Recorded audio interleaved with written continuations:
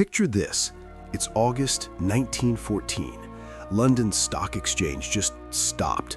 Paris, Berlin, New York, all frozen. Billions of dollars vanished overnight. And here's the twist. This wasn't caused by the war. This was the war. The trenches? That was just the surface. The real battle, it was fought with checkbooks, factories, and machines that didn't even exist yet. This is the story of how World War I became the world's most expensive and most profitable catastrophe. Now, what do you do when you've raised billions of dollars in war bonds? You build everything. Textile mills that made fancy dresses? Now they're making gas masks. Chemical plants that made fertilizer? Now it's poison gas. Car factories? Tanks, baby. The entire economy got a military makeover. And here's where it gets interesting. Women flooded into factories. Not because governments were suddenly feminist. They needed bodies. Men were dying by the millions in France. Someone had to make the bullets. By 1918, women in Britain made up nearly 40% of the workforce. They welded ships, they assembled planes, they handled explosives that could blow them to pieces. One woman, a munitions worker in Manchester, wrote home, "Yesterday I made a living. Today I make shells. Tomorrow, God willing, I'll make a life again." The war turned civilians into soldiers of industry, and finance made it possible. Governments guaranteed contracts. Banks underwrote massive loans. Risk? What risk? The world was ending. Spend now, worry later. The war ended November 11th, 1918, and then came the bill. The Treaty of Versailles hit Germany with reparations so brutal they'd be paying until, well, technically until 2010. Britain, once the world's banker, was broke. The pound sterling, the global reserve currency for a century, got dethroned. Enter the United States. America loaned everyone money during the war, and after, it kept lending. The dollar became king. Wall Street became the center of global finance. But here's the kicker. All that debt, all that inflation in Germany, it didn't just cause economic chaos, it fueled anger, resentment, extremism. Within 15 years, Germany would elect a guy with a weird mustache who promised to make Germany great again. The war's financial legacy didn't end in 1918. It echoed into World War II. So here's where finance and technology had a baby, and that baby grew up to rule the world. Before WW1, banks loaned money for railways and real estate. Safe stuff, boring stuff. During WW1, banks funded experimental aircraft, untested chemical weapons, prototype tanks that barely worked. Why? Because governments guaranteed the loans. Zero risk, maximum reward. This is when the military-industrial complex was born. Not in the 1950s, right here, 1914 to 1918. The idea that war is good for business, that started here. That technology and national security are inseparable, here. That finance, industry, and government are permanently intertwined, here. One soldier riding home from the trenches put it perfectly.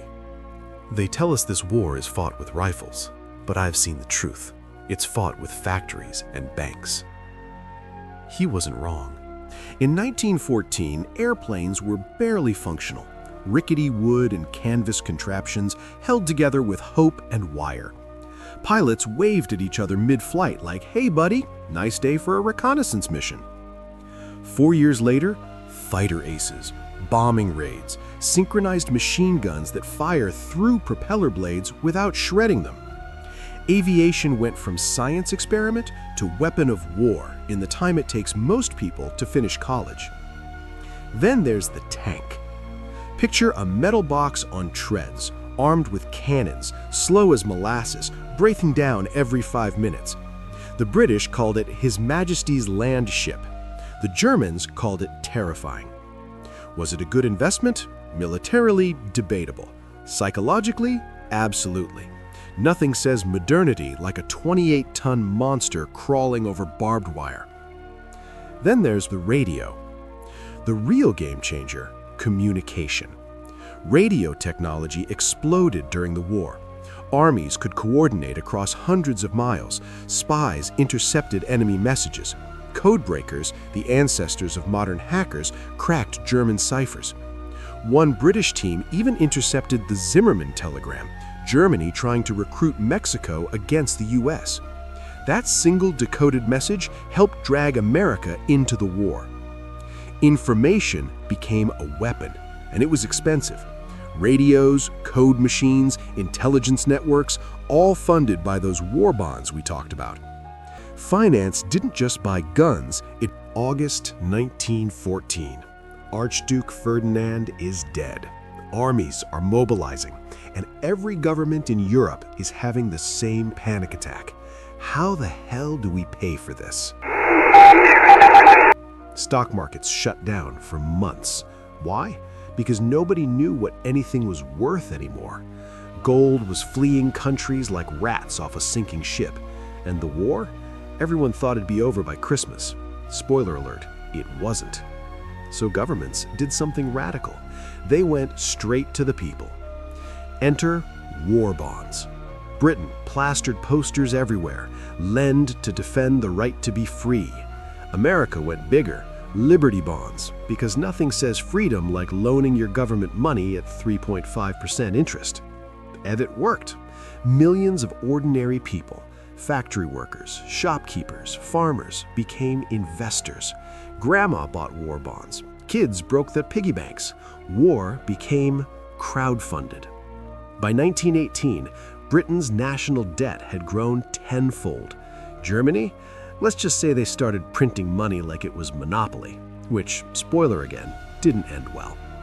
But here's the thing, this wasn't just spending. This was the birth of modern government finance, deficit spending, central bank coordination, mass participation in national debt. The war didn't just cost money, it invented new ways to spend it. But it wasn't all doom and gloom. The technologies born in the trenches, they didn't die there. Aviation became commercial. By the 1920s, you could mail a letter across the Atlantic by plane. By the 1930s, you could fly it yourself, if you were rich. Radio went from military tool to entertainment empire. Families gathered around radios for news, music, drama.